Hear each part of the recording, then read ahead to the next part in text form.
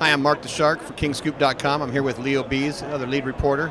And we're just here after the loss in Sleep Train Arena. Kings lose to the Clippers, 110-101 tonight. It was kind of a rough game. We had went back and forth for a little bit, but it kind of was a game of streaks for the Clippers. Clippers kind of had a lot of 9-0, 10-0 runs that put the Kings out of it temporarily. Kings had to really scratch and claw to fight their way back into this. And I think, I agree with you. We were talking up in the press box. Without Isaiah Thomas tonight, the Kings would have been pretty much hopeless. I think Thomas had, it looks like 29 points and 9 of 13 from the floor, which was great, 3 threes. So I think without him, we would have been pretty much desolate.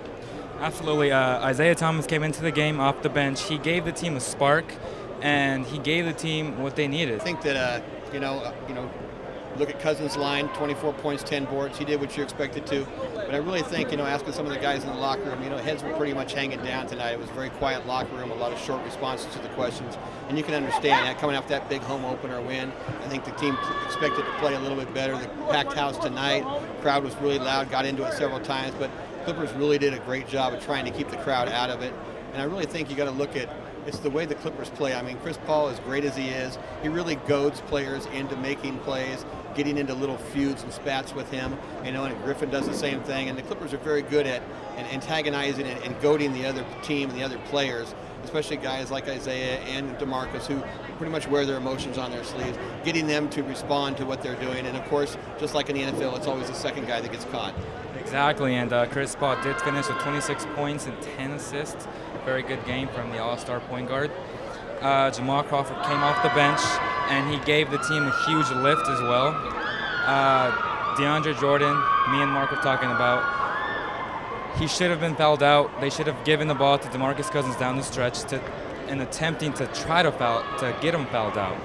Yeah, it was about 5.5 minutes, I think, left in the game, and you'd think you'd feed it inside of DeMarcus and at least try to get him to pick up the sixth foul, because that was the only guy really between the rim and DeMarcus was DeAndre Jordan all night. Griffin wasn't really a factor against him. He was more or less playing against different guys.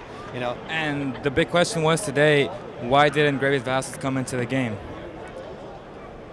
You talked to Coach in the post game, and he said he liked, Isaiah was so much of a spark plug, on fire, really running the offense well, and he just liked the fire that he was bringing and the energy, and Isaiah was driving to the basket so much, sometimes getting the call, sometimes not, but more often than not actually making the shot. So at that point, and because of also Thornton's 17 and him being fairly consistent through the night, I think Coach was okay with leaving Vasquez on the bench. It wasn't necessarily anything Vasquez was doing wrong. It was just the combination on the floor was something the coach was feeling was okay for the game.